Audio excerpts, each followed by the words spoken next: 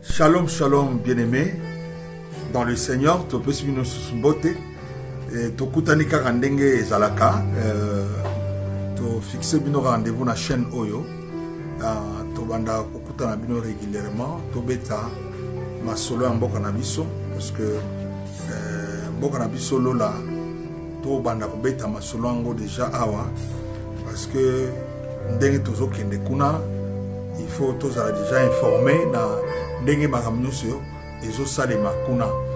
Alors tout linga to sambela kolo to lobi merci pour la grâce au toujours liboso na yo ki bali ki toko pesi biso na poko lelo to partager portion à parole tikete molimo na ya kamba biso ye kakande akopesa sens particulier na autre linto lo bana poko lelo tikete akamba pesunga ibandeki no suka na komo na histoire del bongo. Amen. Topé Simon sont bottes de partout, vous nous captez en Afrique, et en Amérique, et en Europe, et en Océanie, en tout cas en Australie, pourquoi pas en Canada, Topé Simon sont bottes, Topé si Shanga, Philo, botte Makasi, na mwana na biso Marianne, na mobile nae, kuna na Canada. Ottawa, Tolobi Nzambe, Apambola Bino. Tika to tanga, parti moko, pour ce mot à parole, pour que to lobela makamini, to lobela pourquoi. Nazo tanga livre à Jean chapitre 5, Nazo tanga Kobanda verset 19, dit na verset 20. Bible le oui. Jésus reprit donc la parole et leur dit, en vérité, je vous l'ai dit, le Fils ne peut rien faire de lui-même. Il ne fait que ce qu'il voit faire au Père. Et tout ce que le Père fait, le Fils aussi le fait pareillement. Car le Père aime le Fils. Ça c'est très important, j'aime ça.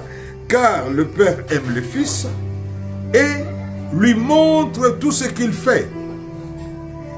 Et il lui montrera des œuvres plus grandes que celles-ci, afin que vous soyez dans l'étonnement.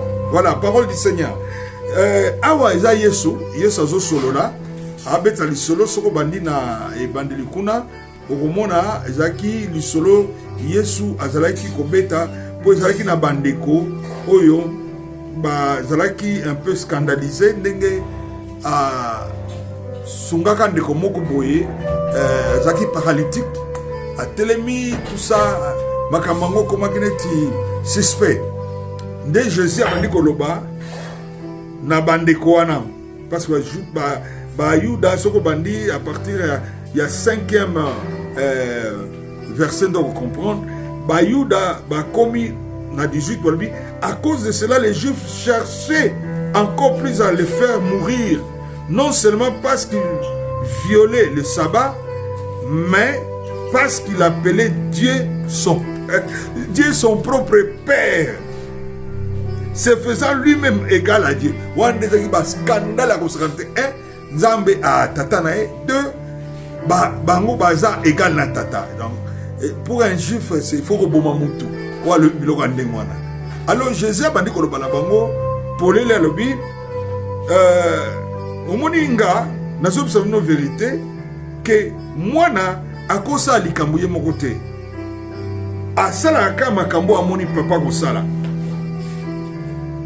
c'est que au papa salaka de mon appel salaka pona nini parce que papa alingi mwana lokola papa alingi mwana azola kisaye nyonso yo ye asalaka parce que alingi pe mwana asala yango toza na kati ya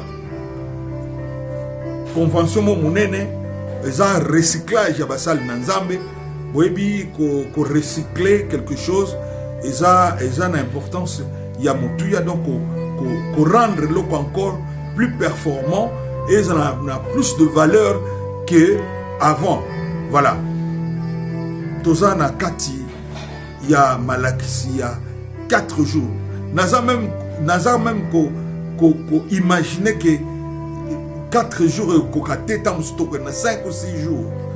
Mais il égale à la charge, Moussala et Kokozwa, de 4 jours. Alors, Tozolo Bela Makambouya, relation père-fils, fils-père. Au moins, une relation, Yesu. Yesu, sa relation, nini, azalangona tatanae, tatanae alingiye, pe tatanae, azolaksa bolingona babi, car le père aime le fils et lui montre tout ce qu'il fait. Conscient, le quoi là-bas, père. En sachant que tous appels ma fils, ma père n'a mis son peu baza, tous appels na ba fils, mis son père. Le quoi là to lingi bana oyo nzamba a pesi biso. Kosala musala ka ndenge biso to salaka yangwana to sangisi bana to sangisi pe basali na nzambe toya ko s'aiguiser les uns les autres. Tozala milulu moko minene oyo ndenge na lobaki lobi ezo banda lobi mercredi le 3, jeudi le 4, vendredi le 5 pe samedi le 6, peut-être toko kende ti dimanche le 7 parce que ndenge nazomona abondance makambo eko banda ko sopana lobi na bando mona lisu mokilo mikolo ngo eza moke mais totala ka ndenge nzamba okamba biso. Alors nakozala na ba invité ba oyo baza ba homme éminent, homme de Dieu oyo toko zala na bango na kata milulu wana parce que eza milulu moko monene makasi esalami te kaka na cadre ya Crisco kaka nono esalami na cadre ya corps de Christ tozobenga mutu nyonso aya eza conférence des serviteurs de Dieu ba ministre de Dieu nyonso bakoko ya baya koyoka. Cela ne veut pas dire que biso tokoteya nde toleki ba o bakoya te ezaka partage de grâce et surtout de profiter pour aider la génération qui monte quoi. Parce que il faut un système de génération au lingo lingate la génération Moïse Zalaki, il est kaki, génération Josué Yaki, il est kaki, ainsi de suite. Génération il y a Élie Yaki et puis Léki il y a Élisée, ainsi de suite. Voilà, c'est ça le système. Alors voilà pourquoi tu bengayo de Mobali. Comme le père aime le fils, il lui montre tout ce qu'il fait. Yaka oyoka esungayo yomoko pesunga libota yabana nzambe oyo yozokamba. Alors par rapport ya musalawana ndenge tolobaki eza na document eza na support oyo bozomona awa toza pe na certificat participation oyo eza certificat moko international pe ya niveau supérieur. Donc eko sunga makasi pour na ndeko moi pe mobali akolanda pour ne pas monopoliser la parole na ko senga na ba orateur moko na moko aya ko se présenter aloba thème na ye akosolola nini na bengi na kobanda docteur Barli aya asolola et puis ainsi de suite mutambuta pesi comme on est ba tata ba komi lobela ba moko. Voilà, merci, que Dieu vous bénisse. Ouais, shalom, shalom, peuple de Dieu de partout où vous êtes. Ozolanda biso na Ariwara, na Aru, Dumba, partout. Vraiment, to pesi nzambe merci. On a vision oyo nzamba tchaki na kati ya mutema papa na biso ya ko organiser milulu oyo. Il y a relation entre père et fils. C'est vraiment très important. Oyo tozo bandango demain mercredi à partir à 15h juste na église Nabiso ya Crisco central awana Onya na Ariwala.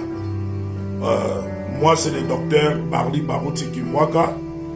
na kati ya milulu oyo nazwaki mpe ngolu kouta na mokambi koponama kozala mpe moko ya baintervenant oyo wapi toko-intervenir na sous-thème oyo ezali intitulé l'héritage sacerdotal. Et na kati ya héritage sacerdotal tokoyeba kolakisa oyo batata baza nango lolenge nini mpe esengeli batransfere yango epai na bana. Autrement dit tokotalisa par rapport na oyo ezali la mutation de cœur kolanisama na écriture ya Malachi chapitre 4 wapi Bible ezoloba na kozongisa mitema ya batata epai na bana pe mitema ya bana epai na batata. Vraiment toyebi ke eza enseignement ekozala na baprofondeur ebele pe ekozala na makambo ya motuya makasi oyo ekolobama na kati po ekosunga balotomo na biso. C'est pourquoi yo ministre de la parole Joe Kabiso, serviteur, servante, ouvrier, ouvrière, nakati ya champ, ya nzambe, to bengisio. Quelle que soit la communauté, quelle que soit tendance aux anango, vraiment yaka. La connaissance, c'est un pouvoir. Muto yo ayokaka, et ça la kanamiko ya alobalishu malam mingi. Et bato bakolobelingi kolobate que non, bazana suffisance, non. C'est juste autre chose, ça les alliés partage l'expérience, partage la connaissance.